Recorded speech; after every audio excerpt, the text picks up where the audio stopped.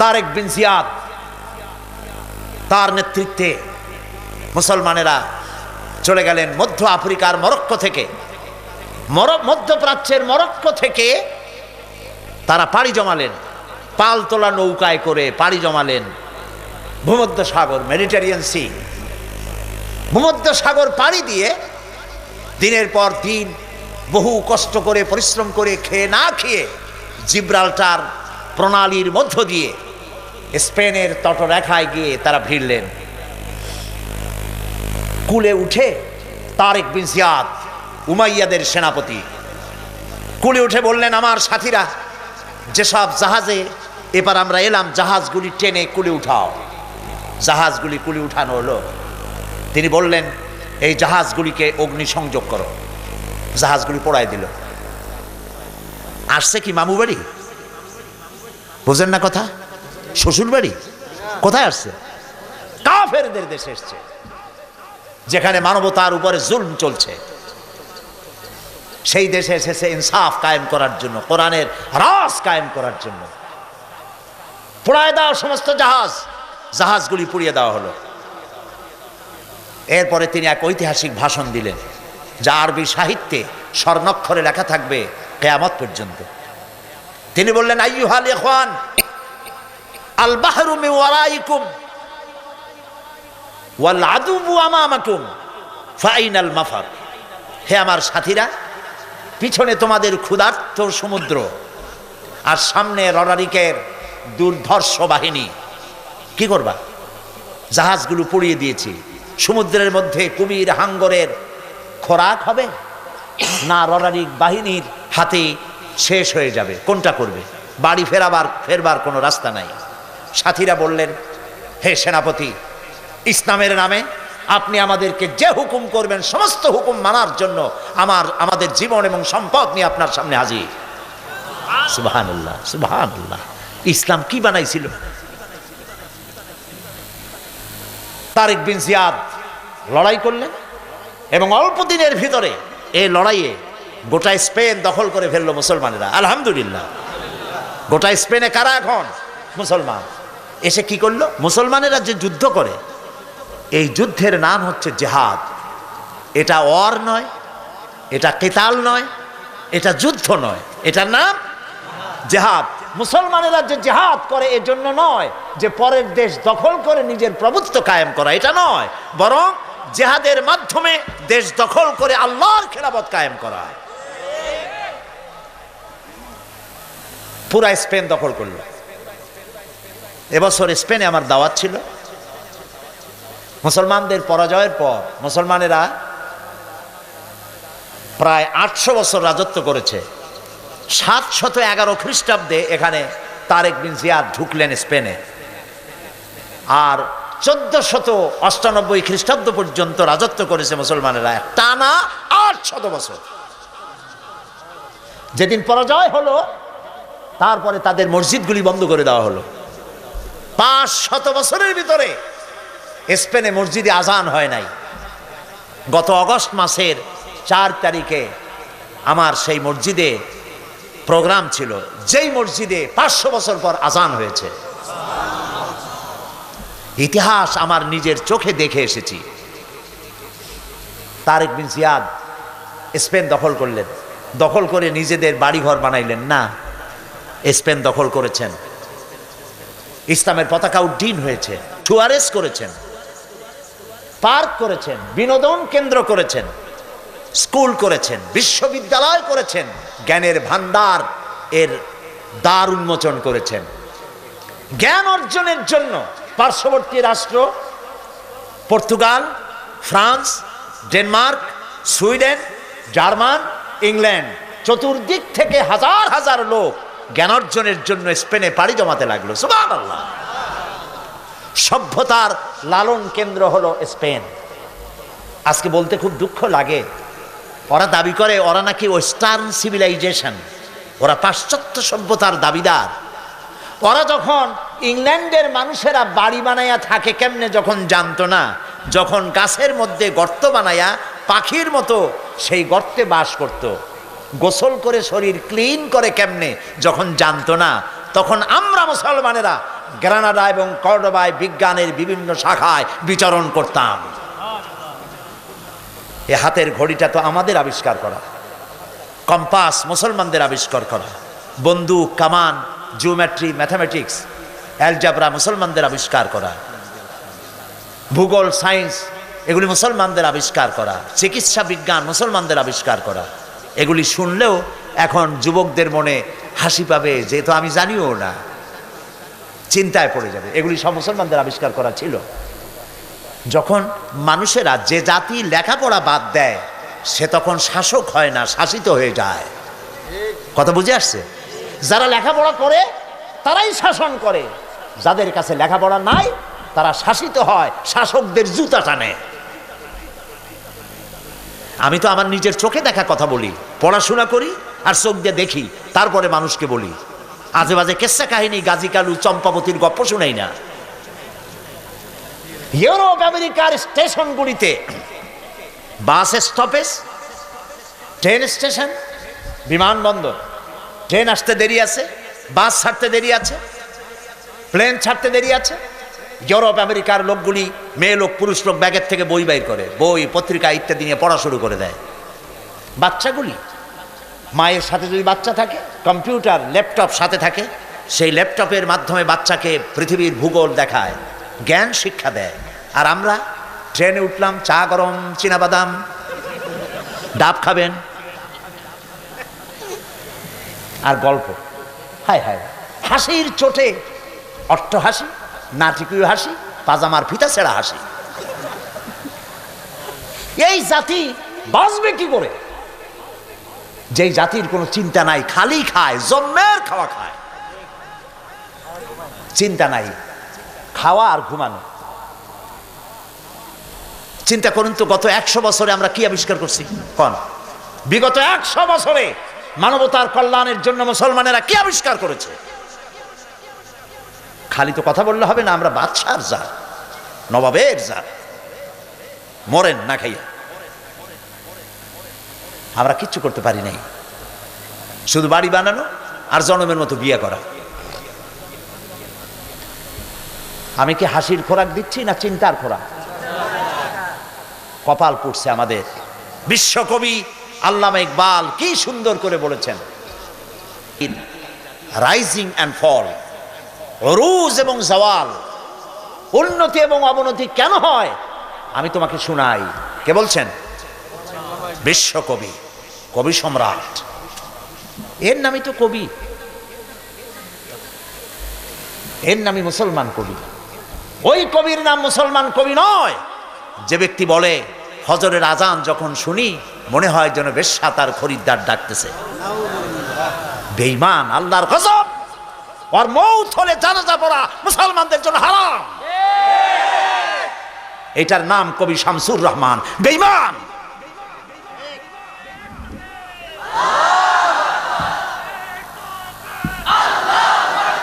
মুসলমান নামের কলঙ্ক। একে গত 5 বছরে যারা ক্ষমতায় ছিলেন তখনকার প্রধানমন্ত্রী তাকে পুরস্কৃত করেছেন, করবেনি। তিনি যে ধরনের চিন্তা, কবিও সেই ধরনের চিন্তা। বিশ্বকবি, কবি সম্রাট আল্লামা ইকবাল লেখাপড়া করেছেন অক্সফোর্ডে। দাড়ি ছিল না, খালি একজোড়া মোষ। আমি চিন্তা করলাম যে এই কবি দাড়ি টাড়ি নাই, খালি মোষ, তার প্রত্যেকটি কবিতা কোরআনের ব্যাখ্যা। কেমনে হইল? আমি খুব চিন্তায় ছিলাম কেমনে হইল।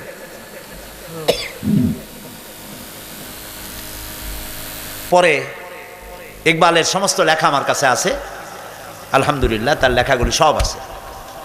পড়তে পড়তে এক জায়গায় পেয়ে গেলাম জবাব। खीरा न कर सिकम, खीरा न कर सिकम, मगरिब की दो अदानिश, आँख सुरमा था आँख का मेरा खाके मदीना। खीरा न कर सिका मगरिब की दो अदानिश। পাশ্চাত্যের চাকচিক্য আমার চক্ষুকে প্রতারিত করতে পারে নাই, কারণ মদিনার ধুলাবালিগুলি আমার চোখে সুরমা হয়ে লাগানো ছিল। তিনি বলছেন, তুঝে বাতাও তকদীর উমাম ক্যা হ্যায়। এই জাতির রাইজিং এবং অবনতি, উন্নতি আর অবনতি কেন হয় আমি বলি। এই জাতির হাতে যতদিন ছিল কোরআন আর শামশির, ততদিন পর্যন্ত পৃথিবী এই জাতির পায়ে চুমা খাইছে। আর যেদিন কোরআন আর শামশিরের পরিবর্তে মুসলিম জাতির হাতে এসেছে তবলা, বেহালা, তানপুরা, হারমোনিয়াম, সারিন্দা, নারিন্দা, সারে গামা, পাদানিসা, বাবা খালু, মামা নানা, কপাল তখন থেকে পড়া শুরু হইল। ঠিক না? হায়রে মুসলমান, কি নাচ! মেয়ে লোকের মতো চুল, এত বড় বড় পুরুষ, এত বড় বড় চুল, একবার এদিকে একবার ওইদিকে। এগুলো মানুষে দেখে, ওপেন কনসার্ট। আর এই গানের নাম পাপ গান নাকি? কপাল পোড়া। এগুলো মুসলমান? নাউযুবিল্লাহি মিন যালিক। আল্লাহ রহম করুক জাতির উপরে, বলি আমিন। আমিন। চলুন আবার ফিরে যাই স্পেনে। সেখানে জ্ঞান বিজ্ঞানের চর্চা হচ্ছে। পৃথিবীর চতুর্দিক থেকে হাজার হাজার মানুষ জ্ঞান অর্জনের জন্য আসতেছে। এখানে দর্শন লেখা হচ্ছে, বিজ্ঞান লেখা হচ্ছে, এখানে তাফসীর লেখা হচ্ছে। তাফসীর প্রেমিক আলেমদের কাছে তাফসীরে কুরতুবী এখনো উত্তম পাঠ্য তাফসীর। এই কর্ডোবায় লেখা হয়েছিল। আল্লামা কুরতুবী এখানেই তৈরি হয়েছিলেন, আল্লামা রুশদ এখানেই তৈরি হয়েছিলেন। শ্রেষ্ঠ দার্শনিক। রিসার্চ হলো, বিরাট বিরাট লাইব্রেরি তৈরি হলো, হাজারো লাখো বইপত্র দিয়ে ভরে গেল। সুবহানাল্লাহ। তারেক বিন জিয়াদ মসজিদ তৈরি করলেন কর্ডোবায়। এটার নাম হলো কর্তুবা, আরবি নাম আন্দালুসিয়া, এলাকার নাম আন্দালুসিয়া। এখনো সাইনবোর্ড লেখা আছে। আমরা যখন যাচ্ছিলাম রাস্তার দুই ধারে দেখছি আন্দালুসিয়া। আমি যখন মাদ্রিদে চলে গেলাম, মাদ্রিদে প্রোগ্রাম ছিল আমার, 3 দিন থাকবো স্পেনে। আমি আমার হোস্ট যারা দাওয়াত করেছে তাদের বললাম যে যত প্রোগ্রামই তোমরা করো, আমাকে কর্ডোবা এবং গ্রানাডা নিতেই হবে, কারণ এগুলির ওয়াজ করছি, চোখে দেখি নেই, আমাকে নিয়ে যাইবা। তারা বললো এর দূর যাবেন কেমনে? আমি বললাম যেমনে হয় যাবো ইনশাআল্লাহ। ওরা গাড়ি টাড়ি রেডি করলো, ফজরের নামাজ পড়ে রওনা করলাম। বাড়ির ধারে না, বনপাড়া আর রাজশাহী না। মাদ্রিদ থেকে 670 কিলোমিটার হলো কর্ডোবা। কর্ডোবা থেকে 280 কিলোমিটার হচ্ছে গ্রানাডা। গ্রানাডা থেকে 475 কিলোমিটার হচ্ছে মাদ্রিদ। আমি আল্লাহর উপরে ভরসা করে গাড়িতে উঠলাম সাথী সঙ্গী নিয়ে। তারপরে চলে গেলাম কর্ডোবায়। পথে পথে দেখলাম বিরাট বিরাট সাইনবোর্ড লাগানো, আল আন্দালুসিয়া। জাইতুন দিয়ে গোটা দেশকে আল্লাহ ভরে ফেলেছেন। জাইতুন, অলিভ, বিশাল দেশ, উর্বর দেশ। দেশটা হচ্ছে উঁচা নিচু অসমতল দেশ, পাহাড় দিয়ে ভরা। পৃথিবীর শ্রেষ্ঠ ফল ফলারি আল্লাহ এখানে বানাইছেন। সুবহানাল্লাহ। কপাল পোড়া, আমরা রাখতে পারলাম না।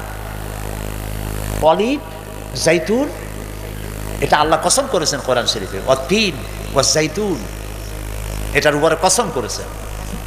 স্ট্যাটিস্টিক্সে দেখা গেছে পৃথিবীতে যে সব থেকে মানুষ বেশি বাঁচে স্পেনের মানুষ। এর কারণ হচ্ছে তারা অলিভ খায়, অলিভ গায়ে মাখে, দীর্ঘ বয়স পায় এবং স্বাস্থ্য ভালো, রোগ কম। এখন আমি এই রাস্তা পাড়ি দিয়ে যখন কর্ডোবায় চলে গেলাম, কর্ডোবায় বিশাল মসজিদ দেখলাম। তারেক বিন জিয়াদ যে মসজিদের ভিত্তি দিয়েছিলেন, কালক্রমে সেই মসজিদ এত বিশাল হলো, 1 লক্ষ লোক নামাজ পড়তে পারে মসজিদে। মিনারা দেখলাম দূর থেকে, মিনারার, মসজিদের মিনার, মিনারের প্রত্যেকটা খোপে এক একটা মূর্তি দাঁড়ায় আছে। মসজিদের ভেতরে ঢুকলাম, মসজিদের ভেতরে মূর্তি দিয়ে ভরা, জুতা পায়ে দিয়ে অর্ধলঙ্গ নারী পুরুষ মসজিদের মধ্যে ঢুকতেছে। বুক ফেটে শুধু কান্নাই আসতে লাগলো।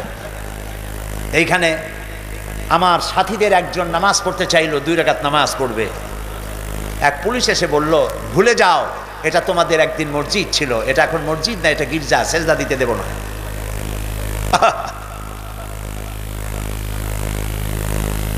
অসংখ্য মূর্তি দিয়ে মসজিদ ভরা। মেহরাবের জায়গাটা এখনো তারা ঘিরে রেখেছে, আরবি লেখা আছে, কোরআনে কারীমের কিছু আয়াত লেখা আছে। 10 ইউরো করে টিকিট, প্রতিদিন অন্তত 8 থেকে 10,000 লোক দেখে। আমাদের মসজিদ দেখে, পয়সা তারা কামাই করে, আর আমাদের নামাজ পড়ারও কোনো সুযোগ নাই। মুসলমানেরা যখন এই দেশ শাসন করতেছিল 800 বছর এদের শাসন করল, শেষ পর্যায়ে গিয়ে মুসলমানেরা আত্মভোলা হয়ে গেল, যা এখন আমরা হয়েছি।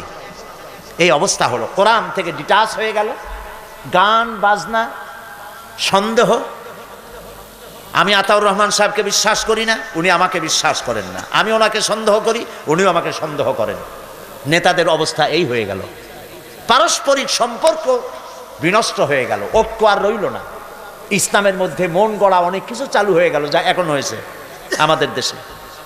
এই অবস্থা যখন হলো, তখন রানী ইসাবেলা তখন ক্ষমতায় ছিলেন। রানী ইসাবেলা তিনি অতর্কিতভাবে সাম্প্রদায়িক হামলা শুরু করে দিলেন। মুসলমানেরা ছিল বিক্ষিপ্ত, যুদ্ধের জন্য প্রস্তুত ছিলেন না। শুরু হলো মুসলমানেরা দৌড়াইতে লাগলো। রানী ইসাবেলার থেকে ঘোষণা করা হলো যে মসজিদের ভিতরে যারা আশ্রয় নেবে তাদেরকে নিরাপত্তা দেওয়া হবে, আর মুসলমান নারী আর শিশুদের জন্য ভূমধ্য সাগরে জাহাজ রাখা হয়েছে, যারা জাহাজে উঠবে তাদেরকে নিরাপত্তা দেওয়া হবে, তাদেরকে মরক্কো পৌঁছে দেওয়া হবে। সরল বিশ্বাসে মুসলিম নারী আর শিশুরা গিয়া জাহাজে উঠলেন। জাহাজ ছেড়ে দেওয়া হলো। কিছু দূর যেতে না যেতেই জাহাজগুলো ছিল ফুটা, পানি প্রবেশ করে মুসলিম নারী আর শিশু হাজার হাজার সলিল সমাধি হয়ে গেল। 40,000 মুসলমান ঢুকেছিল কর্ডোবার মসজিদে। বাইরের থেকে তালা বন্ধ করে দেওয়া হলো দরজা, ভিতরে কেরোসিন ঢেলে দিয়ে আগুন জ্বালায় দেওয়া হলো। 40,000 মুসলমান পুড়ে ভস্ম হয়ে গেল। যারা বাইরে ছিল তাদেরকে হত্যা করা হচ্ছিল। পাশেই একটা ছোট্ট নদী, নদীর পাশে গিয়ে দাঁড়ালাম, আমার বুক ফেটে কান্না আসতে লাগলো। সেই নদী যেখানে মুসলমানদেরকে কেটে কেটে ফেলানো হচ্ছিল, মুসলমানদের রক্তে দরিয়া লাল হয়ে গেল।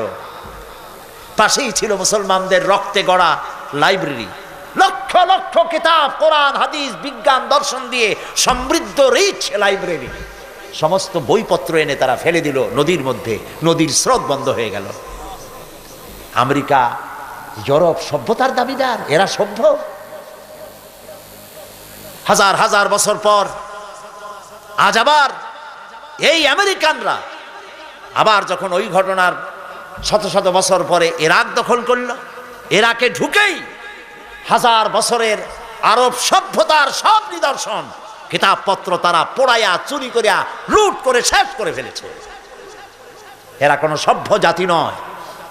পৃথিবীতে সভ্যতার দাবি করতে পারে কেবলমাত্র একমাত্র ইসলাম আর ইসলাম। আহা, মুসলমান শেষ হয়ে গেল। যেই দিন এই ঘটনা ঘটলো সেদিন ছিল এপ্রিলের 1 তারিখ। আর আমার দেশের মুসলমানেরা কলেজে বিশ্ববিদ্যালয় এপ্রিল ফুল পালন করে। 1 এপ্রিল করে না? রাজশাহীতে করে না? প্রিয় ভাই সব, এরা বুঝতে পারে না যে কি করতেছে, হয়তো জানে না, অথবা জেনেও ভুল করছে। যেদিন আমার মুসলমান পড়াইলো, এখনো 1 এপ্রিল স্পেনে আমি শুনে এসেছি, স্প্যানিশরা তারা 1 এপ্রিল মুসলমানদের মতো লম্বা জামা গায়ে দেয়, মুখে দাড়ি লাগায়, মাথায় টুপি অথবা রুমাল দিয়া ওই যে আরবে যে এগুলো পেঁচায় ওইরকম একটা মাথার উপরে রাখে, সারা রাত মদ খায় আর নাচে। এই দিন মুসলমানদেরকে আমার দেশ থেকে বিদায় করতে সক্ষম হয়েছিলাম। যেদিন তারা মুসলমান বিদায় করলো, পোড়ায় মারলো, আমরা সেই দিনকে অবজার্ভ করি। ইন্না লিল্লাহি ওয়া ইন্না ইলাইহি রাজিউন। জাতির জন্য দুর্ভাগ্য। আমি তাই দৃষ্টান্ত দিতে গিয়ে বলি, বাজার থেকে একটা লোক দৌড়াই আসতেছিল। লোকেরা বলে, দৌড়াও কেন?